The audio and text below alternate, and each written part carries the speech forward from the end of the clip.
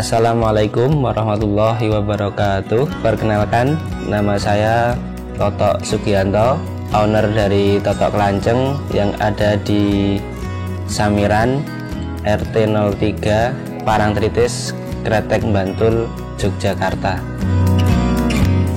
Saya mulai tertarik usaha madu kelanceng dan ternaknya itu awal mulanya saya tertarik dengan kelanceng yang tidak menyengat, dan untuk madunya di awal mula itu saya mencicipi madunya itu saat saya radang tenggorokan. Itu saya mengobatinya dengan kelanceng ini, saya mencoba, itu ternyata cocok dengan madunya yang pada akhirnya itu radang saya sembuh. Selain itu saya juga sering bisa dikatakan setiap bulannya itu pasti ada sariawan di bibir saya. Nah, ini saya berpikiran penyebabnya itu pasti di lambung, yaitu asam lambung yang naik, dan saya juga mengobatinya pakai madu kelanceng itu, dan alhamdulillah cocok. Nah, disitulah mulai ada ketertarikan saya tentang bisnis madu kelanceng. Dan kalau saya hanya mengandalkan bisnis madunya tapi saya tanpa mengenal sumbernya, itu saya merasa oh ini cuman sebagai penjualnya saja. Jadi nanti kalau misalkan ada yang tanya, itu sekaligus saya mau mengedukasi pembeli yang datang di tempat saya. Untuk pertama kali saya belajar itu saya kenal salah satu kawan yang ada di daerah Jawa Tengah. Di situ saya beli pertama kali 1 kotak, kemudian saya bawa pulang. Nah, saya juga beranggapan kalau di daerah Parangtritis ini belum ada yang ternak kelanceng, jadi saya ingin menjadi salah satu pelopor. Kalau misalkan ada berarti pelopornya saya, seperti itu. Kemudian saya juga mencari kelanceng yang masih di habitat alaminya, yaitu yang masih di bambu, karena kelanceng ini kan habitat awalnya kan di bambu. Kemudian kalau di kotak atau di setup itu kan sudah mengenai hal penangkarannya. Nah, saya beli itu, kemudian saya praktek sendiri bagaimana cara saya untuk mengenal nanti di dalamnya ada koloni, ada telur, ada madu, dan di situ juga ada ratu. Nah, disitulah saya mulai belajar secara otodidak. Yang awalnya itu dari kawan saya, itu saya mulai membelah bambu, kemudian saya menangkarkan koloni yang di dalamnya. Nah, disitulah saya mulai mengenal ratu dan koloni kelanceng. Dan sekaligus dalam pembelahan itu nanti kalau misalkan ada madunya, saya juga sekaligus bisa manennya. Sebenarnya kelanceng ini adalah salah satu famili. Di dalam famili itu nanti ada berbagai jenisnya. Nah, kalau yang untuk bahasa latinnya itu Trigona. Penyebutan di setiap daerah juga berbeda-beda. Kadang seperti yang di bahasa Melayu itu bisa dikatakan kelulut. Kalau untuk di Bali bisa dikatakan kele-kele. Nah, kalau yang di Jawa itu kelanceng. Terkenalnya seperti itu. Kalau untuk proses penangkarannya sih sebenarnya tidak begitu sulit. Cuman kita harus mengamati untuk ini si ratu, biar ratunya tidak mati atau tidak pergi, yang nantinya bisa sekaligus dimasukkan ke dalam kotak penangkaran.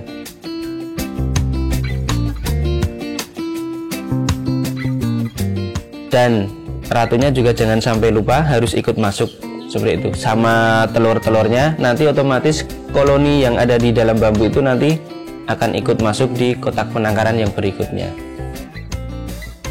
Kita juga jangan melupakan soal sumber pangan kelanceng ini.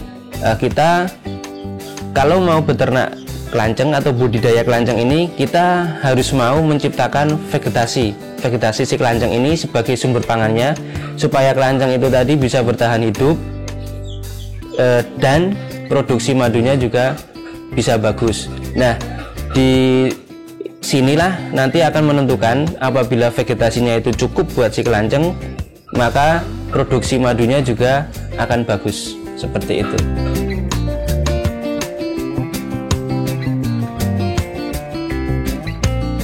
Nah, untuk kendala di kelanceng ini di masalah vegetasi. Kalau kita beternak di rumah seperti yang saya lakukan ini dan vegetasi sekitar itu tidak bagus, maka kelanceng akan tidak produktif. Di samping itu juga bisa berakhir ke kematian. Jadi bisa berakhir ke koloninya itu nanti akan habis dengan sendirinya. Selain itu, kendalanya juga kalau misalkan kita punya tanaman yang bunganya nanti bisa berbuah, misalkan katakanlah belimbing. Belimbing ini juga disukai oleh kelanceng bunganya, karena situ juga merupakan sebagai sumber nektar yang nantinya akan menghasilkan madu. Nah, apabila si tanaman belimbing tadi ini kalau misalkan kita semprot pakai pestisida, itu nanti akan berpengaruh ke kelanceng. Itu adalah sebagai salah satu racun buat kelanceng. Kalau untuk kendala yang lain, biasanya untuk predatornya itu kalau kelanceng, salah satu predator kelanceng itu seperti cicak, itu seperti itu, kadang seperti belalang, bisa juga katakanlah serangga.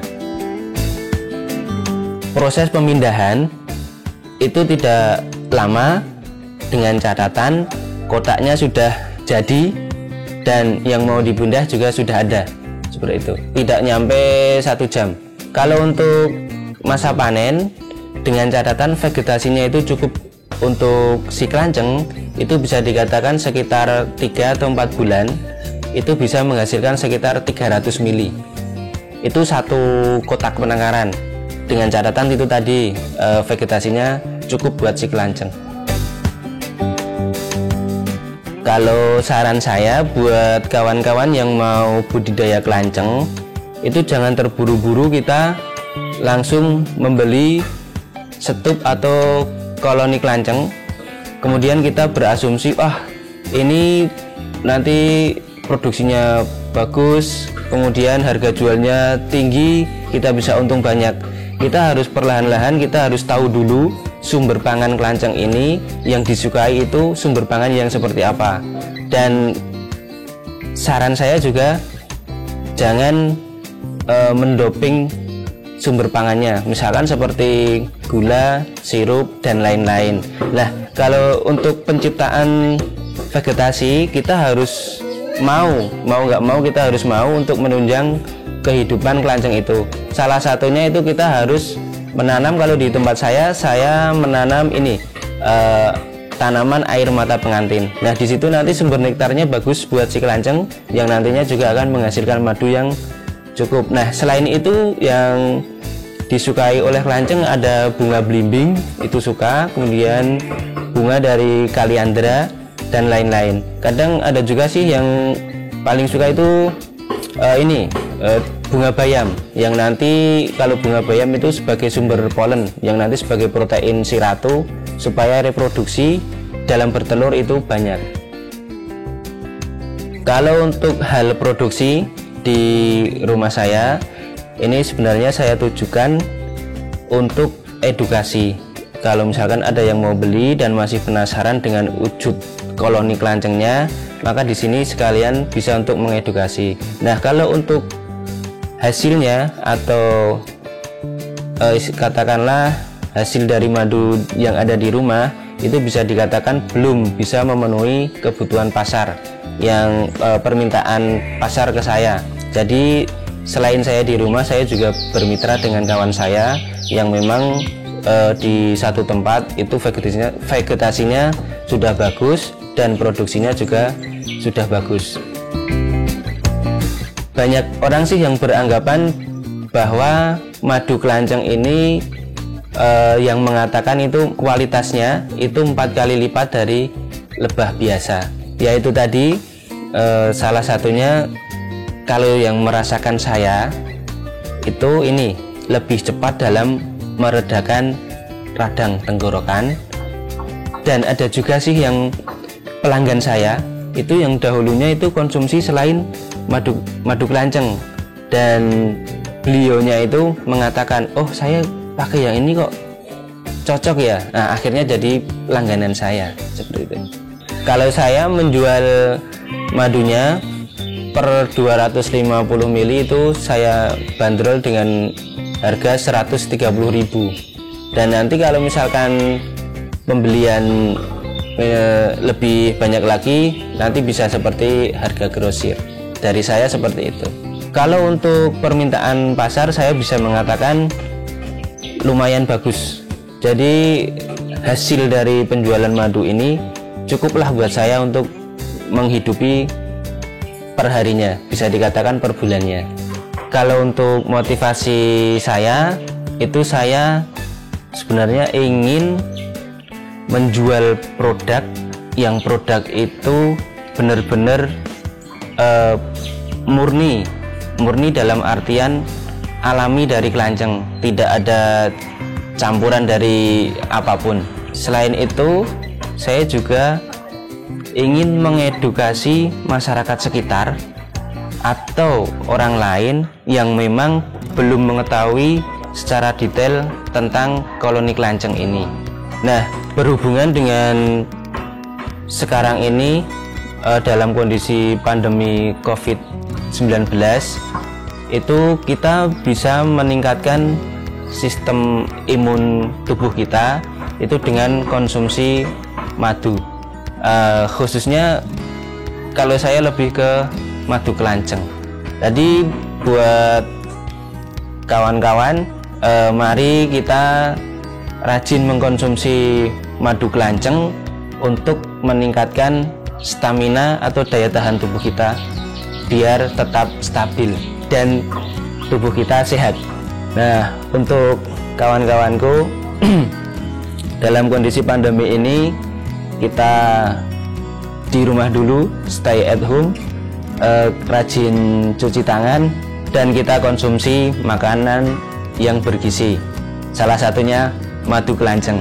Terima kasih sudah menonton video ini. Semoga video ini bisa memotivasi dan menginspirasi, dan jangan lupa subscribe Cap Capung.